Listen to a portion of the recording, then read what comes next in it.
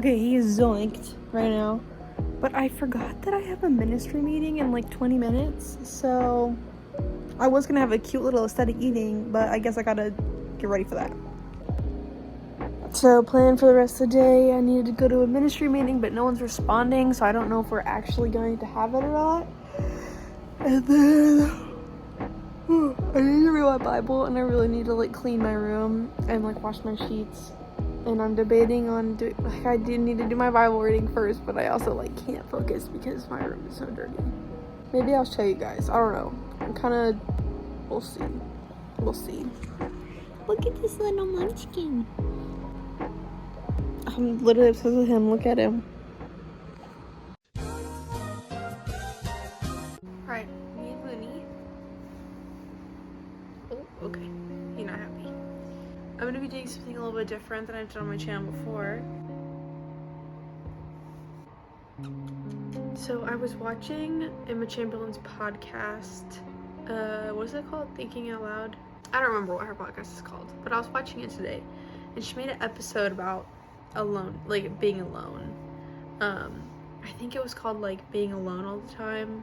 It inspired me because I have been thinking about this for so long. If you haven't watched it, go ahead and do it. It puts exactly like what my thoughts and words are into one podcast, and it's so interesting, her take on things, and so I wanted to talk about it too. Okay, he wants down. So if you can't tell, in a lot of my videos I'm alone, and that is because I actually graduated high school a few weeks ago, and I currently don't have a job or anything right now because I'm kind of in like this like weird little transition period. I want to focus on the importance of being alone and having alone time, because I think a lot of people, and especially like our age, don't get to have alone time or don't utilize their alone time. And yeah, you might be alone in your room when you sleep at night or like have periods when you're alone, but I'm talking about like true intimate alone time. What I mean by that is like not being wrapped up in social media. Social media is like the biggest way to just pollute your brain and to not think about anything. I'm challenging you guys to sit and just think. And yeah, you can like read a book or like watch YouTube videos, but like don't allow that to like numb your thoughts.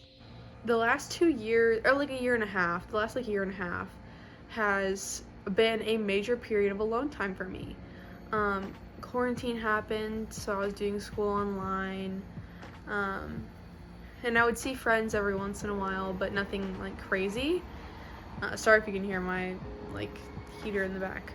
So quarantine happened the end of my freshman year, and so I was quarantined for my freshman year, like the end of my freshman year. And so like the end of my freshman year, like I didn't see anybody, and then the summer happened, and during that time I made a lot of online friends and I became a Christian, and so that really wasn't a period of alone time for me. But then going back to sophomore year, I went back to school for like 2 weeks, like in-person school, and I hated every second of it. Switched to online, but I still did online through my school.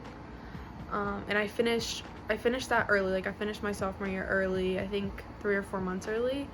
And I decided that I just wanted it to be done, and I hated school. And not that I hated school, I love learning, I love school, but I hated like being in an environment with kids, because I've always felt like older than I actually am, which I know is like really cringy and stupid, but like it's how I feel. And like I was tired of dealing with drama and like people who are just like douchebags for no reason, and so I decided not to go back, and it was the best decision I ever made. And so when I finished my sophomore year, I decided to not take a break and to jump straight into my junior and senior year by doing homeschool. And every state is a little bit different on like what you have to take and requirements and all that kind of stuff, but I ended up only having to take 6 or 7 classes, I think, for my junior and senior year, because I had gotten all my credits. Like I didn't have to take any classes that I didn't want to. And my sister did the same thing. She graduated when she was 16. I graduated when I had just turned 17. I graduated in December. That allowed for me to have a lot of alone time. And because kind of my living situation is a little bit odd, I grew up in one town where my school was, and then when I was 14 or 15, my dad moved for a job. So we all moved like an hour away from my school. So almost the entirety of my freshman year to my sophomore year, I had been driving to and from school like an hour both ways, so 2 hours every day. And that took a lot out on me and my mom, and that's why I decided partly to not go back my sophomore year. But I really have to drive an hour anywhere I go. I live in the middle of nowhere, so my nearest town is it's like 30 minutes, but like my church and most of my friends are like an hour away. That resulted in me having a lot of alone time. At first, my brain was kind of like really bored. I was really understimulated, and I didn't really know what to do with myself, and I had like a lot of thoughts at one time, and I didn't know how to handle them because I used social media to mute my thoughts, kind of to like, I don't know, just, you know what you mean, you know, you sit on TikTok when you don't really want to think about anything. And that was cool for a while, but then social media is such like a drainer and like a doozy. And I started to reflect that. I've never really been sad about my alone time because I think people perceive like you being alone a lot as sad, and I think that is the total opposite thing. And Emma touches on this in her podcast, but it's voluntary alone time. I love my alone time, and I grew during this period of like kind of figuring it all out. Like, I really fell in love with my alone time, and I realized the value in it and how much you grow as a person. I used to be so dependent on other people. I wouldn't go to church unless a few of my friends went. I wouldn't do this because I didn't want to go alone, or I didn't want people to judge me. I didn't really want to do anything alone because I wanted like people to go with me. I relied on other people for my comfort. And kind of going through this like alone time, like I realized that I was finding value in just doing things by myself. And I didn't rely on people anymore. So I kind of realized through that time that I was less reliant on people to do things, which is like the most liberating thing that I felt, because now that I don't rely on people, like I've become more confident. If I make new friends and they treat me like crap, then I know that I don't have to be friends with them, because it's not this thing of, well, I need friends, so I have to be friends with them. No, it's like I found my self-reliance, and I found my confidence in myself, and not only myself, but also Christ. Like that, this has been like a really hard year, but a really good year, because I've had so much time to be by myself and to grow and to heal, and it's just been like the most like liberating thing ever. So if you find yourself being reliant on people a lot for whatever, I encourage you to step out of your comfort zone and be like uncomfortable, because it will be for a bit. Like, it's gonna be uncomfortable going to the grocery store by yourself for the first couple times. Then you also get to do what you want. I used to be so like passive and not care and like let other people stand up for me because I didn't want to do it myself. And now I've learned to like stand up for myself. Not fully, we're still getting there. Like I still have my days or my moments, but like I stand up for myself now. Like if my food order is wrong at a restaurant, like I'll speak up and tell them. And I used to not be that way at all. And one of the other things that I've kind of like learned to do is I've valued my time with strangers. Now, I know that's kind of a crazy concept. And again, Emma touches on this in her podcast, and that's why I think you should really go listen to it if you're interested in this topic, because like she says it so much more beautifully than I do. And she used an example of like being in a postal store. And I kind of had a similar experience at a coffee shop. So normally I wouldn't really do anything without people. And it really closed me off to not have like engaging with strangers. So I'll give an example. I go to therapy like in a town about an hour away from me, and it's in an unfamiliar area to me. Like I've only been there, I only go there for therapy. So like I have a lot of exploring to do. So I decided one day that I was gonna get up and I was gonna go thrifting, and I was gonna go to a new coffee shop that I had never been to, and I was gonna do all these new things that I had never been to, and I was so excited. So I pull up to this coffee shop, and it's immediately like it's cute. Like I looked it up on Google, like I saw the cute, like the pictures, it's super like hippy dippy in there, so of course I love it. And so I walk in, and the atmosphere in that place was just great, first of all. But second of all, I learned this trick from my friend Eden. Shout out Eden. She's very outgoing in social situations for the most part.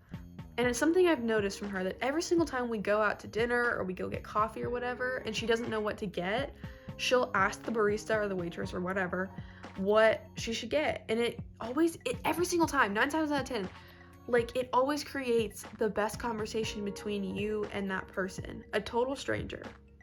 And so I decided a long time ago that I was going to start using that, because it's so interesting what people will tell you.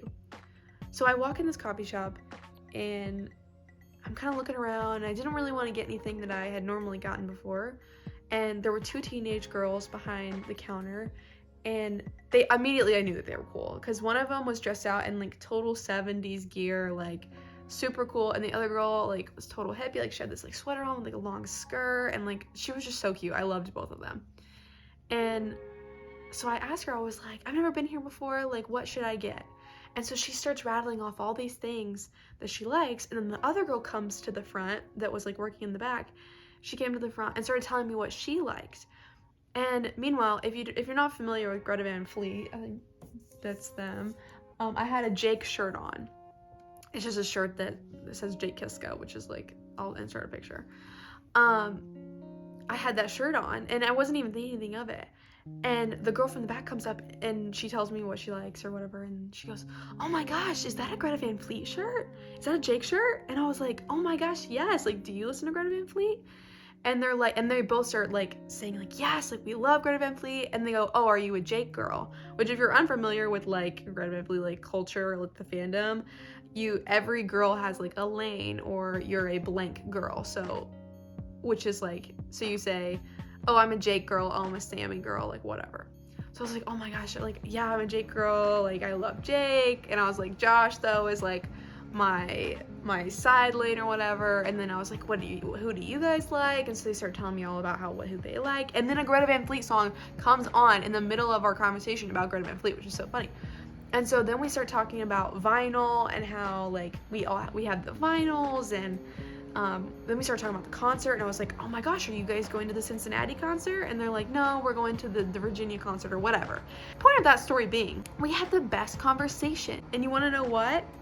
I would not have had that conversation if a friend would have been with me, because I would have looked to my friend and been like, hey, what should I get? Instead of having a conversation with a total stranger that resulted in like meeting the coolest people ever.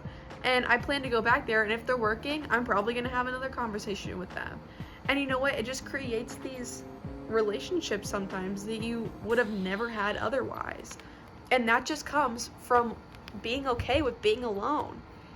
So that's just one of the many positives. I could go on and on and on about how amazing and great and healing and reflective and all of these things comes with being alone.